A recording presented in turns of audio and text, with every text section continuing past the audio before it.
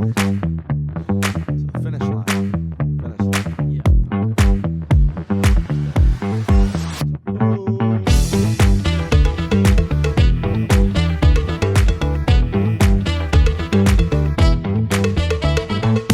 Welcome to Kidmin Backstage, the place where we talk about kids ministry and take a peek behind the scenes.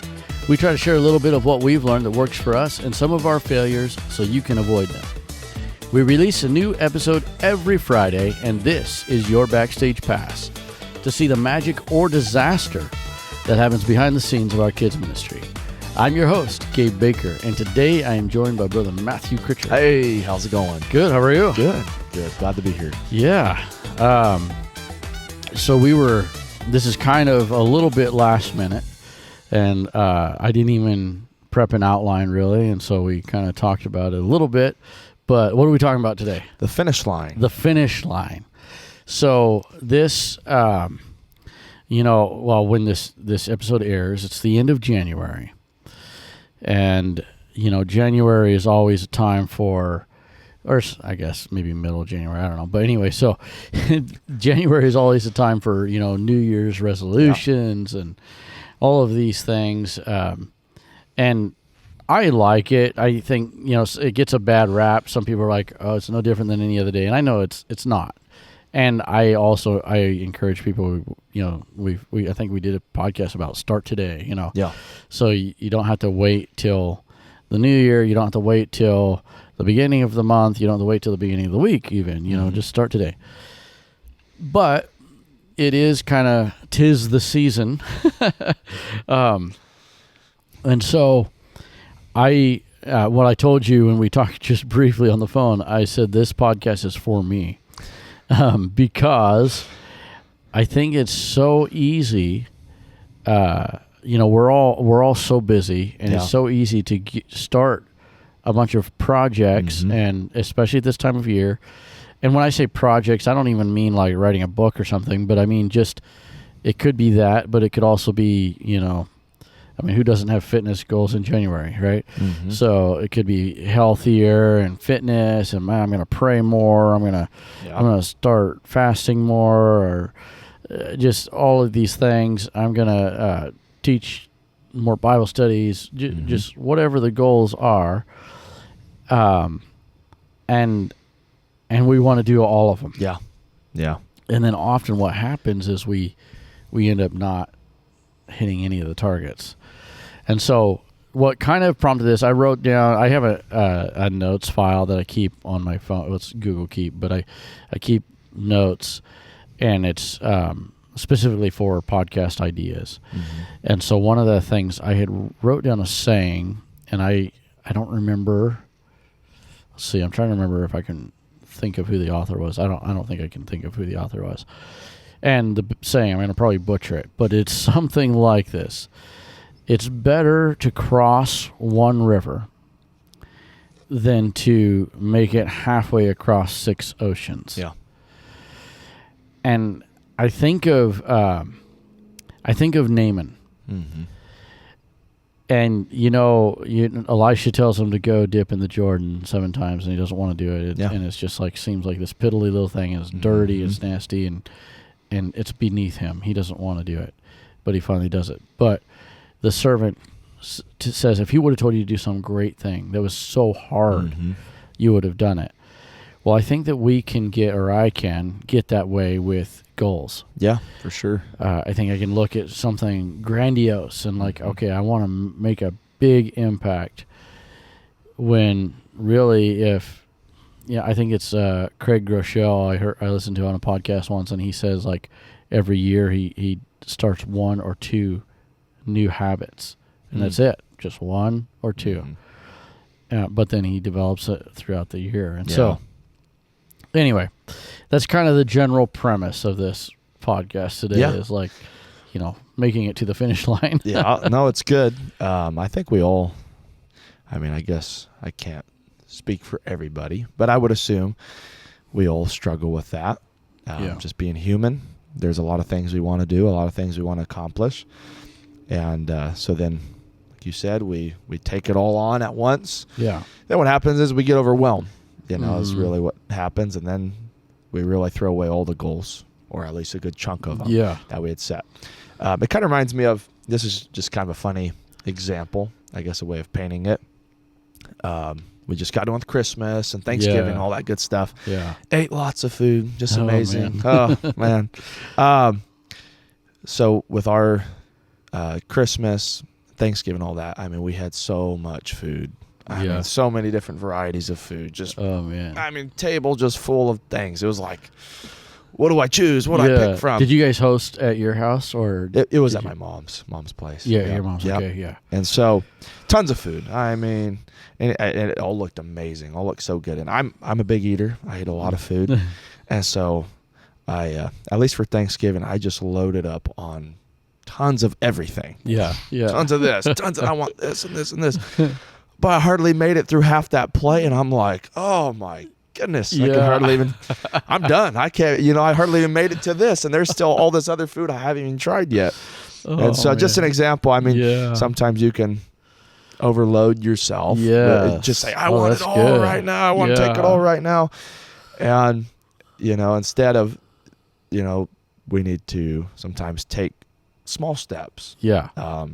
And I mean, we can want to improve, and we should in multiple areas, like you brought up, fasting, praying, and I think that's good and important to do in all those areas.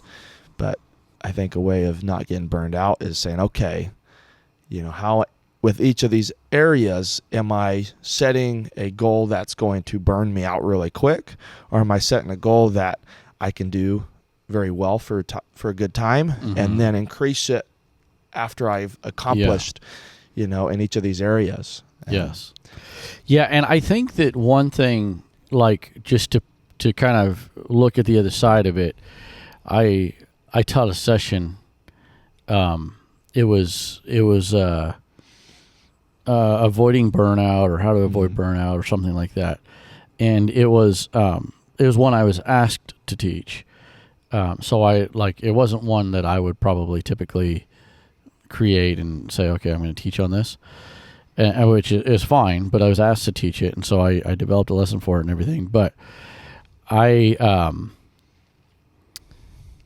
do think that people, I got to be careful. I don't want a bunch of people to get mad at me, but I do think that some people can tend to be scared of burning out, or used burning out as I'm going to say excuse. Yeah, please don't blast me.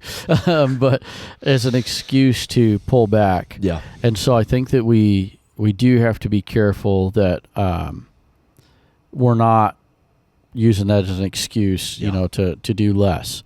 For sure.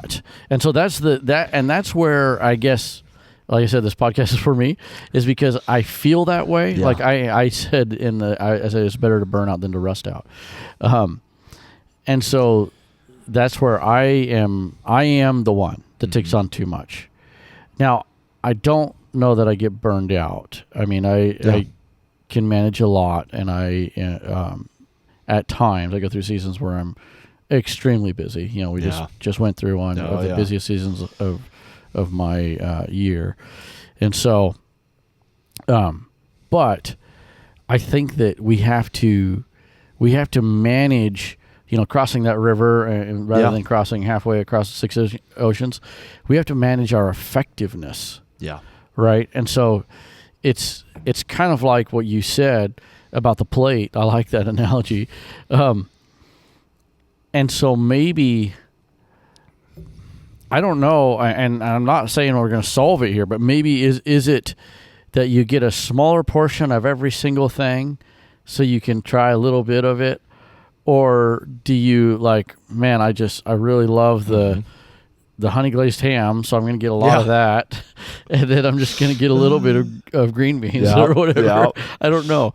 And so that's the one thing, I guess, that I struggle with, because I look at sometimes I'll get an idea, like for a set, for example, for Sunday school, a Sunday school set, and I'll be like, oh man, and it's like a rabbit hole, right? Yeah. It's like, oh, this could be awesome and incredible and great. And then I step back and I'm like, okay, well, really, my premise is that the script should drive the everything else, the set and everything. So and what drives the script is the lesson content. So that's how I kind of try to approach it. I try to approach it like, okay, we want to teach this material, and so we want to teach this material. What is a theme or script that we can use to do that, a storyline, and then what complements that as far as building a set. Yeah. So that's kind of how I approach it. Like that's how I would do Gladiators, and so that's kind of how I approach that. But there are certainly times where I just get an idea for a set. So it's like backwards. I get the idea, and it's like, ooh, this would be so cool. And so then I have to go a step back and back and back and kind of reverse engineer it. Said all that to say that I think that my problem sometimes is I'm like, okay, I want to do this thing. Like, I want to get better at this. Yeah. And then but then when I take a step back or a bird's eye view, which I think is good, I'm like, well, if I'm going to do that, I really should do this and this because they're just as important or more important. Yeah. And so I guess that's where it's like, if I wanted to, let's just say I decided that I wanted to, this is maybe not the best analogy, but let's say I said, okay, I want to study the Bible more. And then I could step back and say, well, if I'm going to do that, I need to pray more too. And well, I need to fast more too, because these are just as important. Oh, I probably should teach a Bible study. And you see what happens is like, I had this really good goal of I'm going to read my Bible more this year or this month or whatever it is. I'm going to read my Bible more. And then I step back and say, well, if I'm going to do that, I should do this and I should do this. And they're all good things. But then it's like tomorrow and it's like, forget it. Let's go over here and work on this. No, absolutely. Absolutely. I think it just takes balance. And I guess it probably takes seeing the areas that you're wanting to grow in. Yeah. And saying, okay, what is the most critical? I guess not that there's one that's not critical, but what's the one that I can accomplish first? Yeah. And then I can work on this other one. And I think there's probably times where on that other side where maybe, and it could depend on the person too, where maybe doing small steps with multiple things might work better with other people. It might depend on the person. Yeah.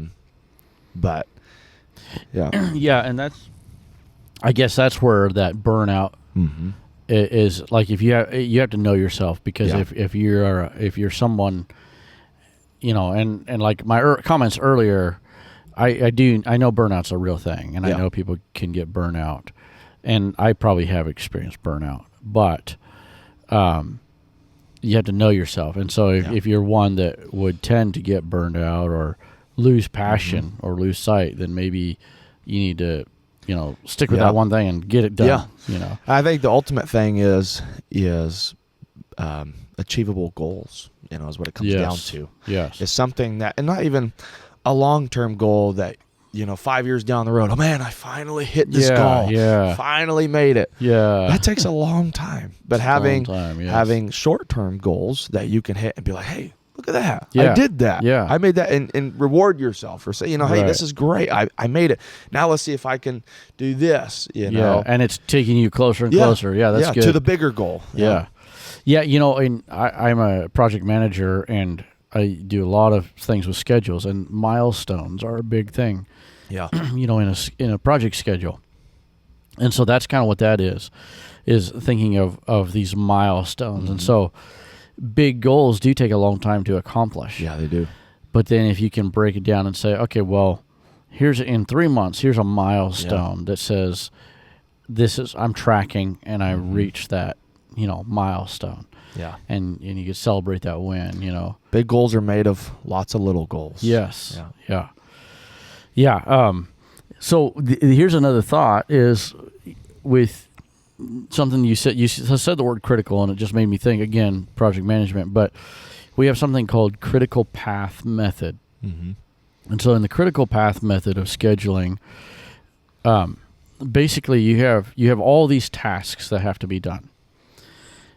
But on a macro level or on a big level, when you're looking at a project, there are certain tasks that are critical to the end date. Mm-hmm. So let's say this has to be complete by November 1st, whatever. It has to be completed by this date, and then you back up from there and you're saying, okay, well, this has to be done then, this has to be done before that, and that has to be done before that, and so on. And so there's other tasks that can move around and they can shift, and you can do this one first, maybe, or like, maybe you can pour concrete over here before you do this, trenching over here. There's things that can move around, but then there's some things, the critical path, that can't move. Mm-hmm. And if that gets impacted, if that gets affected, it's going to push your project. Yeah. Okay, so anyway, it's a whole thing in scheduling, but the critical path method, I think that we almost should look at that, like going back to my analogy of, okay, I want to pray more, I want to fast more, I want to study more, whatever, is there should be almost kind of like the critical path method. So let's bring this to ministry and Sunday school. When we have a lot of goals, and we should have goals for our ministry, and let's say, okay, I want to have a bigger Sunday school, or I want X many kids to get the Holy Ghost this year in Sunday school, or even more quote unquote carnal goals. Like, I want to do an awesome set. I want to, there was somebody in a chat that I'm in that said, like, they want to build a slide. They've never done it, so that's cool. That's a good goal, like, okay, we want to build a slide this year. So if you look at all of these things, I think could take the idea of the critical path method, not so much in a time thing, but in an important, what's critical. Yeah. And nail those down first. Mm-hmm. And then you can swing for the fences on some of these other things, That's good. Because if you have that as your baseline, then you can work towards some of these bigger goals. Yeah, no, I like that. It just reminded me of, take devotions again. Like, yes, I want to study the Bible more. Like, let's say I want to study the book of Judges, okay? Right. That's my goal. I'm going to study the book of Judges. Well, it doesn't mean now, because I'm going to study the book of Judges, I'm cutting out prayer completely out of my life until I complete that goal. That's a critical thing that's got to be there. Yeah, that's good. And so that's just something that reminded me is... Yeah, well, and the example, too, with that is like, let's say, okay, I want to study Judges, and I want to know Judges inside and out, and I want to know about all the judges in the book of Judges. And maybe even peripheral, other books that mention that judge and things like that. Well, you should still have a daily devotions, right? Yeah. And this is a trap that I think, I've heard preachers talk about this, but I know this is a trap for people that, like you and I, that teach in different levels, Bible studies, or at the school, or Sunday school, or youth, or different things. So we teach, so we got to have content. Yeah. That's a buzzword. You got to have some biblical content. And so it's a trap that we could fall into, is we study and we think, how could this be used for a message? Mm-hmm. I'm studying, I'm like, ooh, okay, let me write some notes down. Yeah. And that sounds good. And I'm not saying like... like this podcast today is, I had a thought and I wrote something down and we're using it, right? But so I'm not saying that you're studying Judges and you don't teach on it or whatever. That's fine. But the trap we can fall into is we can, every time we go to do our quote unquote, air quotes, daily devotions, we're actually studying for a message. Mm-hmm. And we're not gleaning it for ourselves. That's good. For our personal growth. Good. And so that's where I guess, going back to that critical path idea, the critical is like, the basics. Like, I have to pray. Yeah. And I'm not praying. I pray for some other people and stuff, but I have to pray for my own self, my own growth. I have to study. for my own growth. I have to do daily devotions. And then the judges thing, just to use that as an example, is on top of that. Yeah. Yeah, I think that's really good because I know it's a trap. I've fallen into it. Oh, yeah. No, that's something I think even recently I prayed along those lines like, okay, God, like, if I never preach another message or teach another Bible study, I'm still, I want to put in, as, like, I don't want that to be the time that is just for those moments. It's got to be something we're doing with our relationship with God. And then, when those moments come to teach or to preach or whatever it may be, you have ingested God's word, and it became part of who you are. Mm-hmm. So now when you're delivering it, it's not just something you just wrote down.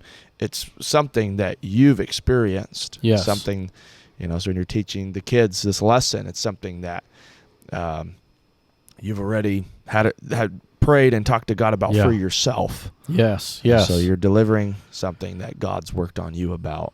Yeah. Well, it's like I just heard somebody talk about this. They were saying, I can't remember what they do. I think they do, I can't remember. I think they do rock climbing or something. And so they were saying, like, when they're out, I'm just going to say rock climbing. I think it was actually something else. But when they're out rock climbing, they don't do a bench press ever when they're out rock climbing. They don't do squats when they're rock climbing. But yet every day they go to the gym and they do bench press and they do squats and they do pull-ups. That's a little more obvious. But they do all these exercises because they have to be in shape. Yeah. Right? To do these things. But they don't do those activities when they're out rock climbing. Mm-hmm. I wish I could remember what the sport was. It wasn't rock climbing, but the analogy still works. And so I think of what you just said about the teaching. Let's say that you're going to teach on, let's just use Judges again. You're going to teach a lesson about Judges. You're going to talk about Othniel, and you're going to teach a lesson about Othniel. And you are teaching, you're gleaning things that you studied about Othniel in Judges and maybe some history or whatever, and you know all about Othniel, the judge, and you're teaching about that. And what's the guy's name? Cushan Rishathaim, the doubly wicked. So you know about how he conquered him, and you know all these details because of that study. Mm-hmm. But then the lesson, whatever the lesson is that you're teaching, like, overcoming adversity, whatever it might be, you teach that lesson, and maybe in your mind, in your head, and in your heart even, it's all coming from, okay, I spent this time studying on Judges, and I'm teaching the kids. But that daily devotions and that daily prayer, that comes through and makes the lesson more effective because that's the critical path. Yeah. And you have fulfilled the critical path. That's good. And I've heard it said with leadership that, a leader doesn't take his people somewhere where he hasn't been before. So somewhere he's already traveled, somewhere he's already been, and he already knows what the path is going to be. That's and it was something he had to do for himself. Right. And so when he goes to lead, people, he's taking them somewhere that he had to deal with himself. Yeah. And so that's good. Yeah. Yeah. Yeah, I think that's a really good, I guess, just to remember, especially in leadership, as a leader, is you have to go there first. Can't teach on prayer if you haven't been there. If you haven't been there. Can't teach on intercessory prayer. Yeah. I guess there's a little fine line there, but yeah, there's reference material, Yeah. But it's so much more effective when, like, we can look down on people that do this, and I don't think we should necessarily, but there's people that teach from a book, or things that they've studied and learned in a book,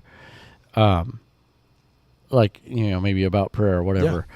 And it's good, and maybe they've studied it out, and it's good, and it's fine, but it's so much more effective. Yeah, it is. Like, I remember Brother Martin Ballestero talking about crawling, and I think it was behind the baptistry or something one night and praying just till the wee hours of the morning, and the preacher's coming back from eating and hearing him just travailing and crying out. And so he's been there. And when you hear that, and even just hearing the message, even if you don't hear the story, you hear the message from that, it's so powerful. Yeah. It's so much more effective and has so much more impact. Yeah. And that's where like the experience, comes in and stuff. Yeah. No, that's good. Yeah. So coming back to finish line, we kind of got sidetracked, but that's okay. I think it's still good. We'll make it to the finish line. Yeah, we'll make it. We'll make it to the finish line. I think that having your baseline, like your prerequisites, in place, and so I think that if you don't have that, and we all falter on some of these things, and so I'm not saying that's good. I'm not saying that I have it all together either, but if you don't have that, that's the first thing. Get that in order. Yeah. That's the first thing to get in order. And so I wanted to just briefly, because we're almost out of time, I wanted to briefly talk about this balance idea. Now, I think balance is very good, and I'm going to talk about it almost like I don't think it's good. I do think it's good. But I've talked about this before. I think that we go through seasons. To play on words, we just had a Christmas season. So that season for our whole church is very busy, but for a few of us, I'm so busy in that season because of our event. And so I still have to add up all the practices, but it's over 80 that I attend in a span from October to December. And so it's a massive amount of time invested, practices and working with people and organizing and all the admin that goes on behind the scenes and all that stuff. So there's, and I don't think it's bad. Now it might be skewed a little too far because it's I had some 3 o'clock in the morning leaving the church a few nights, and so maybe there's a little bit that's skewed a little bit. But here's where I wanted to talk about this is, I think that in my mind, so that doesn't look balanced at all, right? And maybe that, like I said, maybe that was too far. That's pretty crazy, but I think that if you look at anybody that's really successful, they usually had some kind of leaning. They had a season and they had to go through some things to get it accomplished or whatever. Yeah. But the balance part of it is what we were just talking about. Mm-hmm. You still have your basics. Yes. And you don't forget those. It's like, I don't remember where I said this, but I had a little title, Navy SEALs Brush Their Teeth. And my premise was that people go to war and it's life and death. It's battle and it's just bloody and it's awful. But they get up in the morning over in Baghdad, wherever they might be, and they brush their teeth. Yeah. And that's a basic thing. And so we have to, that's the balance. Yes. That's the balance part of it. And I think overall, yes, life needs to be balanced, but I do believe that we have seasons and there's sometimes when we're super busy and we shouldn't necessarily say, oh, that's terrible, we're so out of balance. The balance is in those basics. That's where we're out of balance when we stop, like, oh, I'm too busy to have my daily devotions. I'm too busy to pray. I'm too busy to talk to God. That's when we're out of balance. No, you're right on. And that's where understanding that's important because, like you said, it could be used as an excuse. Yes. There's that word. But, it's just, for me to step out and accomplish this goal, it's just, that's not going to be balanced and all that. So I'm never going to do it. Yeah. Well, sometimes, it takes stepping out and like you said, seasons. Some seasons there's more weight to something. Yeah. And you've got to pursue that. You've got to, accomplish that. Yeah. So no, that's really good what you brought up. I think that, the danger, and this is where I am, the danger could be, like you're in the last day of your vacation, you're planning your next one. And so the danger could be, the last day of the conference, you're planning the next conference. Yeah. And so I think that we have to have the balance, now like this year, it was great just the way Christmas landed and everything. We ended Heart of Christmas, and then breath of fresh air. Yeah, I slept for like 12 hours. I don't know. It was just like, it was awesome. I slept and took some time off work and everything. But anyway, so yeah, being able to, that's on kind of, I guess, a macro level. Yeah. If we were looking at a what do they call this thing? The heart monitors. What are the bloop, bloop, bloop. If we're looking at that and seeing, like, okay, it's an even keel, Yep. I guess a flat line in that is bad, but but yeah, if we're looking at, okay, so, we have other things that we're going to do and stuff in the church, but like, that's the balance too, is having the sense to take that breath, like you just mentioned, to be able to stop and kind of, okay, now let's get back. And then also to take those moments to reevaluate, are those basics, those critical things that we talked about, the daily devotions, all of those things, are they still on the right path? And are we still growing in that? Yeah. Because I would dare say I have, made that mistake and that failure of being so busy and realizing, you know what, man, I haven't been praying like I should. Yeah. I haven't been studying like I should. Yeah. No, I've been there too. And sometimes we can come up with the excuse of, well, yeah, I just don't have enough time. But it's like, well, I've thought about this. I've got enough time to set aside to eat food. In the day, right? I'm still eating. Yeah, I need to brush your teeth. Right? So there's still things. It's a matter of prioritizing, making sure those critical things are there. They're always going to be there. But so while we're pursuing those goals, we're not letting up on those because we need them. Yeah. So to get to the finish line. Yeah, and that balance, that if you're, we didn't use this analogy at all, but if you're running the race and you're going like mad and everything and the shoes are falling apart, which sometimes happens. Yeah. Then where are you going to be? You can't run the race barefoot, and so you have to take care of those basics. You have to keep that balance going. Yeah. So that you can cross the finish line. Yeah. As you're building the walls to the house, the foundation doesn't get removed. It stays there. Yes, exactly. But you're improving while it stays there. Yeah. Okay, well, we're over our time, so that's a wrap. Here we go.